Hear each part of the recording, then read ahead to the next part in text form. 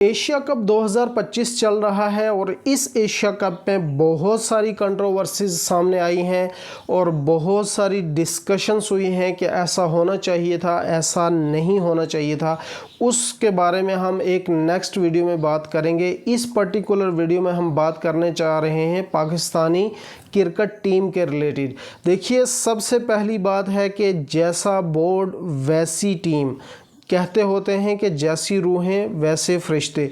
अगर रूह अच्छी होगी तो फरिश्ते भी अच्छे होंगे और रूह अगर गुनाहगार और बदकार होगी तो फरिश्ते भी काली शक्ल वाले आएंगे। वैसी बात है पाकिस्तानी क्रिकेट टीम की और पाकिस्तानी क्रिकेट बोर्ड की।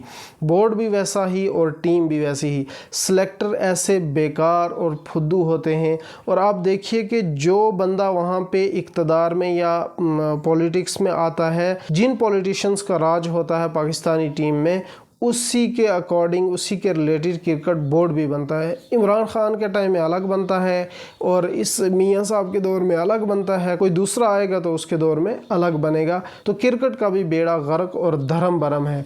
सबसे पहले हम टीम पर नज़र डाल लेते हैं। साहिबजादा फरहान, आप देखिए कि इंडिया के अगेंस्ट इन्होंने 45 बॉल्स में 58 रन बनाए। अगर कोई बंदा ओपनर हो आज की क्रिकेट में और 45 बॉल्स में 58 रन बनाता है, स्ट्राइक रेट है 128 का, तो आप क्या सोचते हैं कि वो टीम 180, 190, 200 के आसपास जा सकती है? बिल्कुल भी नहीं जा सकती। मैं ऐसा नहीं समझता। आप देखिए, मॉडर्न क्रिकेट खेल रहे हैं अभिषेक शर्मा, उसके बाद Shubman Gill, Phil Salt, Jos Buttler, और ऑस्ट्रेलिया के देख लीजिए आप, साउथ अफ्रीका के देख लीजिए। वो होती है मॉडर्न क्रिकेट। अगर जिनका मैंने नाम लिया है, इन सब में से अगर कोई 45 बॉल्स खेलेगा तो वो एट लीस्ट 80 रन बनाएगा।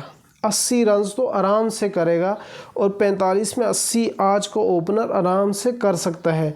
आप देख लीजिए, अभिषेक शर्मा का रिकॉर्ड उठा के देख लीजिए, मैचेस देख लीजिए। उस बंदे को तो कोई पकड़ ही नहीं सकता। उसको कोई फ़र्क नहीं पड़ता कि मेरे सामने कौन बॉलिंग कर रहा है। शाहीन अफरीदी है, जोफ्रा आर्चर है, मार्क वुड है।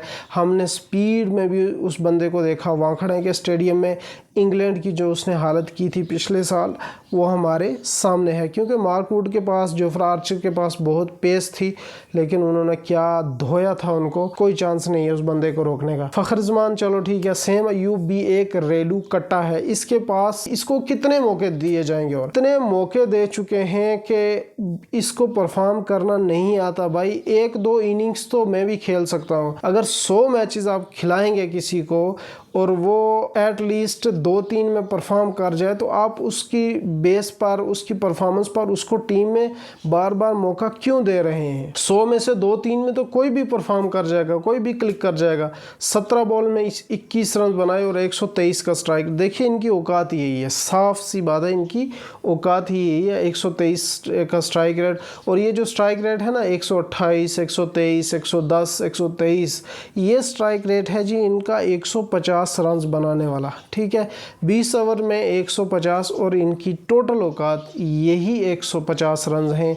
देखिए, बैटिंग की वजह से तो ये टीम कभी नहीं जीती। जब भी हमने देखा, जब से मैं क्रिकेट देख रहा हूँ, पाकिस्तान की टीम अगर जीती है तो वो बॉलिंग की वजह से जीती है, बैटिंग की वजह से ये कभी नहीं जीते। फिर हुसैन तलत, अब देखिए यार, क्या बंदा बात करे। क्या देखिए, वही मैंने बोला कि जैसा बोर्ड वैसी टीम सेलेक्ट करके वे भेजते हैं। हुसैन तलत 11 बॉल में 10 रन। एक बंदा टीम में कम बैक कर रहा है, उसको चाहिए था यार 11 बॉल्स में कम से कम 20 रन तो होने चाहिए थे। आप बॉल्स भी जाया कर रहे हो T20 क्रिकेट में और उसके बाद आउट भी हो रहे हो। मोहम्मद नवाज, इसको कितने चांसेस दिए जाएंगे? मैं बार बार कह रहा हूं कि इसका टीम में कोई काम नहीं है। देखिए, आप किसी भी बड़ी टीम के साथ अगर मुकाबला करते हो तो उसको हराने के लिए आपको 3 चीजें चाहिए होती हैं, 3 कंडीशंस होती हैं। सबसे पहले आपके पास रेगुलर बैट्समैन होने चाहिए जो इम्पैक्ट छोड़ पाएँ बैटिंग को लेकर। अब सेम अयूब, ये क्या इम्पैक्ट छोड़ेगा?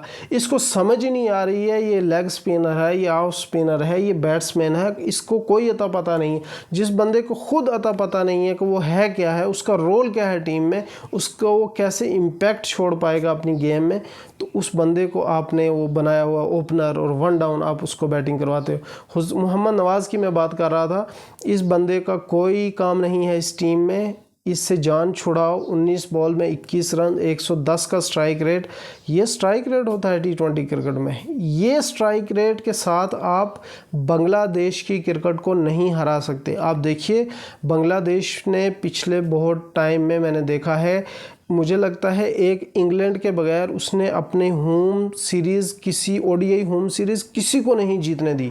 पिछले 5 साल से ऑस्ट्रेलिया को हराया, न्यूजीलैंड को हराया, इंडिया को हराया, पाकिस्तान को हराया, साउथ अफ्रीका को हराया। सिर्फ एक मुझे लगता है, एक तो मुझे कंफर्म याद है, दूसरी का पता नहीं, वो इंग्लैंड ही जीता है ओडीआई सीरीज़ बांग्लादेश में। और बांग्लादेश आज के टाइम में आपको पेल देगा इस आपकी बैटिंग लाइनअप पर और इस टीम पर। सलमान अली आगा, मैं बार बार कह रहा हूँ कि आगा की कोई जगह नहीं है इस टीम में, और उसको सबका सरदार कैप्टन बनाया हुआ है। वो भी एक ऑलराउंडर। देखिए यहाँ पे सैम अयूब ऑलराउंडर, हुसैन तलत को मैं जानता नहीं है, ये पता नहीं कम बैक कर रहा था, मोहम्मद नवाज़ ऑलराउंडर, उसके बाद सलमान अली आगा ऑलराउंडर। आप स्पिन बॉलिंग ऑलराउंडर कितने ही खिला लो, उससे कोई फ़र्क नहीं पड़ने वाला। अब मैंने जैसे आपको एग्जांपल दी है इंग्लैंड की, इंडिया की, ऑस्ट्रेलिया की। इंग्लैंड में बेन स्टोक्स थे, इंडिया में हार्दिक पांड्या, अब शिवम दुबे भी आ गए हैं। ऑस्ट्रेलिया के क्रिकेट में शेन वाटसन थे, उसके बाद अब Chris Green, Beau Webster, Mitch Marsh. जब तक आपके पास फास्ट बॉलिंग ऑलराउंडर नहीं होगा तो आपका टीम में, आपकी टीम का सरवाइव करना, आपकी टीम का बड़ी किसी टीम को टक्कर देना, उसके अगेंस्ट रन्स करना या उसको हराना, ये पॉसिबल है ही नहीं।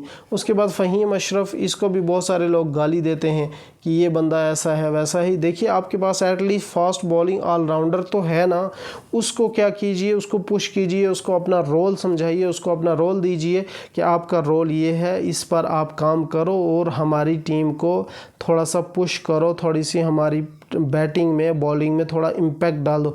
बेसिकली फास्ट बॉलिंग ऑलराउंडर एक ऐसी चीज़ होती है कि वो कहीं ना कहीं आपको काम आ जाता है। अगर उसकी बैटिंग अच्छी ना चली तो वो बॉलिंग अच्छी कर देगा, बॉलिंग अच्छी ना चली तो वो बैटिंग अच्छी कर देगा, और फील्डिंग तो अच्छी कर ही देगा। जितने भी फास्ट बॉलिंग ऑलराउंडर्स हैं या फास्ट बॉलिंग ऑलराउंडर ऑप्शंस हैं, वो फील्डिंग बहुत अच्छी करते हैं। या आप याद रखिए, हार्दिक पांड्या को देख लीजिए, उसके बाद मार्को यंसन देख लीजिए, बेन स्टोक्स तो कमाल के आउटस्टैंडिंग फील्डर थे, उनके बारे में क्या कहना।